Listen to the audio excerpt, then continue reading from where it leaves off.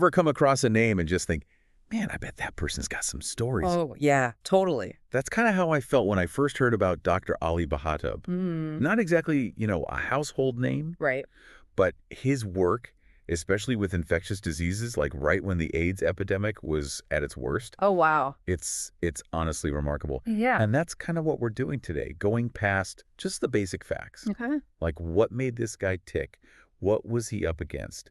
And honestly, what can we even now learn from what he did, especially with all the new infectious stuff we're dealing with? You hit the nail on the head with that learn part, because Dr. Bahattab's career, it's not just like some interesting history, Yeah. It actually shows us how much one person's dedication can change healthcare, and especially in a place like the Middle East, which is, well, complicated. Exactly. So to get him, got to start the beginning. Okay. Egypt. That's where it all began for him. And Egypt's got this long history of like really good medical training. Oh, for sure. It's not just a coincidence either. Their medical schools, they're tough, man. Yeah.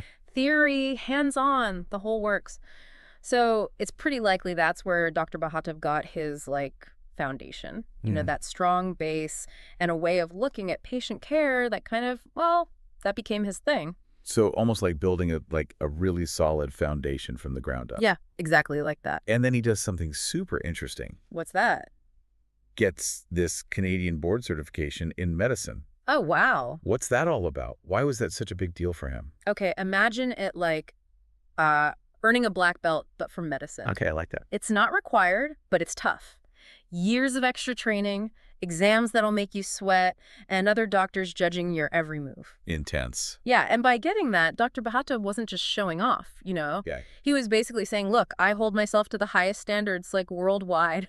That's wild. But wait, he doesn't stop there, right? Nope. Takes all that back to the Middle East. Yep. Specifically the UAE. Uh-huh.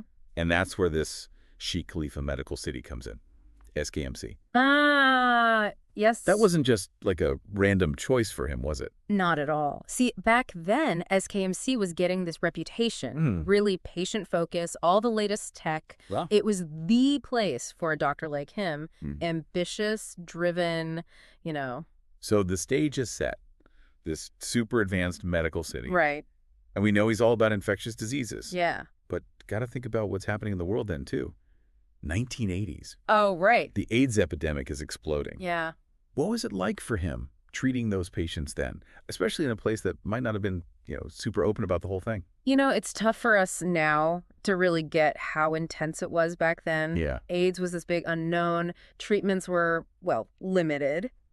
And everyone was scared, really scared. I bet. But what people say set Dr. Bahattab apart. Not just his skills, but how compassionate he was. Tons of stigma around AIDS. Right. But he treated them with the same respect as anyone else, which, honestly, a lot of doctors back then, they struggled with that. It's easy to just say compassion, but what did that actually look like in his work? Yeah, good point. Any stories, examples? So official records, maybe not. Right. But I found some stories from people who worked with him or were his patients. Oh, interesting. They really paint a picture. Like what? Well, one story is about how he'd go visit the families of his AIDS patients. Some were, being shunned by their own communities. Oh, wow. Awful, right? Yeah.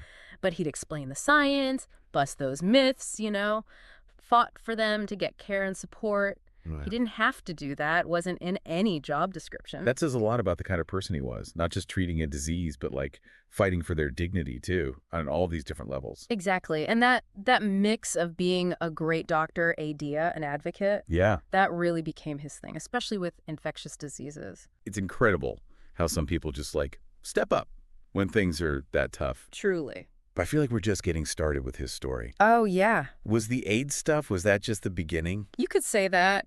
Treating those patients, that was just one chapter in a much bigger story. A story of him leading the way, coming up with new ideas, all in the world of infectious diseases.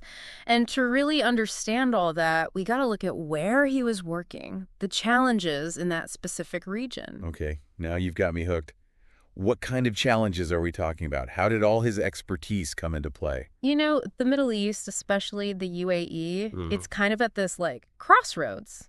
All this international travel business going on. Right. Good for a lot of things, but it also makes it a prime spot for infectious diseases to, spread. Exactly. People coming and going from everywhere. It's true. It's like a constant influx of, well, potential problems, right? Yeah, you could say that. So how Dr. Bahattab deal with that? Were there any like specific outbreaks he had to handle? Really put his skills to the test? I mean, there had to be, right? Oh, there were. And that's when you really see his training and leadership in action. Okay, so give me an example. What happened? So the UAE, they've got all this modern stuff, right? Yeah. But even they had outbreaks when he was at SKMC. Like what?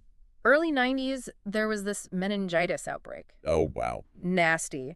He was key in organizing the whole public health response. Quarantine, all that? Yep.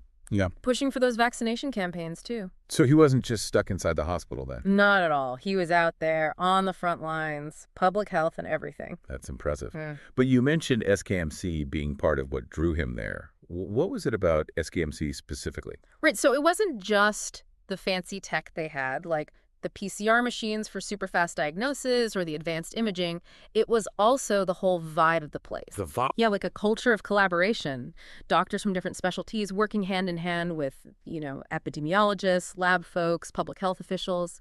So a real team effort. Exactly. And that let them respond so well to those outbreaks, like that meningitis one we talked about. It makes sense.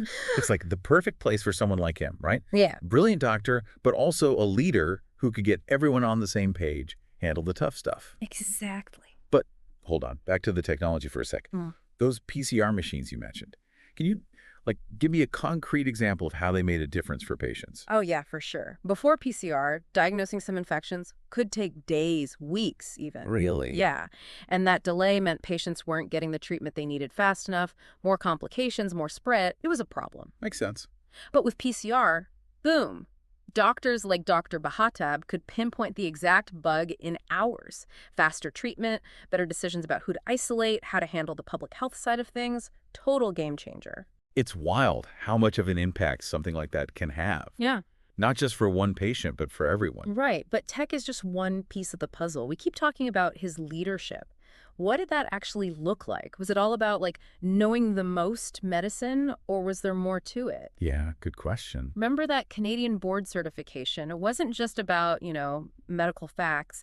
It also drilled into him this commitment to ethical practice, using evidence, always learning.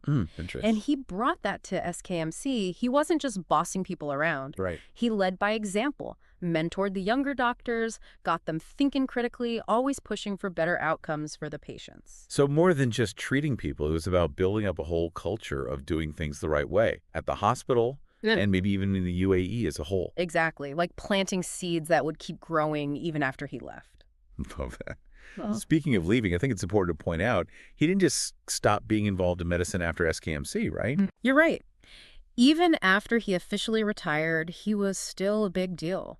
People wanted his advice. He mentored tons of doctors, and he kept pushing for education and ethical practice in infectious diseases. That's so cool. It really was more than just a job for him. It was his whole thing, Oh, absolutely. But we've focused a lot on what he achieved. What about the guy himself? What was Dr. Bahattab like when he wasn't being Dr. Bahattab? Yeah, it makes you wonder, what makes someone like that tick, We've talked about all this amazing work he did, how he led the way, how dedicated he was to medicine. But what was he like, I don't know, just as a person? It's funny you asked that. Yeah. When I was getting ready for this, I talked to some folks who knew him, worked with him, studied under him. Okay. And you know what kept coming up? What's that? It wasn't just the fancy degrees or big achievements. It was that he was humble. Huh. And he really, really loved teaching. Humble. You don't always hear that about, brilliant doctors. True, you hear more about the whole, God complex thing, right? Yeah, exactly. But it sounds like he was different. Oh, totally. The people who were close to him, they said he was always ready to learn from anyone. Didn't matter who you were, how much experience you had. Really? Yeah, he loved a good debate, wanted to hear different opinions, and his ego never got in the way of taking care of his patients. That's awesome. It's the best kind of brilliance, right, where there's always more to learn. For sure. So did that, carry over to his teaching style? Yeah. How did he train all those new doctors? Oh, man. His mentoring was the stuff of legends. What do you mean? He could explain the most complicated medical stuff, but in a way that, made sense, kept you interested. Yeah. It wasn't just him talking ATU, Yeah. It was back and forth, got you thinking for yourself. pushed you to go beyond just memorizing the textbook. So he wasn't just making good doctors, he was making good thinkers. Good, well-rounded people, even. Exactly, like skilled, but also compassionate. I love that. Any good stories about how he did that? Oh, there's this one. It's great. So one of his former students, she's a top infectious disease doc now. Oh, wow. She remembers this time they were working on this really tough case. Yeah. And you know what he did? He didn't just say, here's the diagnosis, here's what we do. He didn't? Nope. He sat down with her, talked through all the possibilities really patiently. Wow. And he encouraged her to figure it out on her own.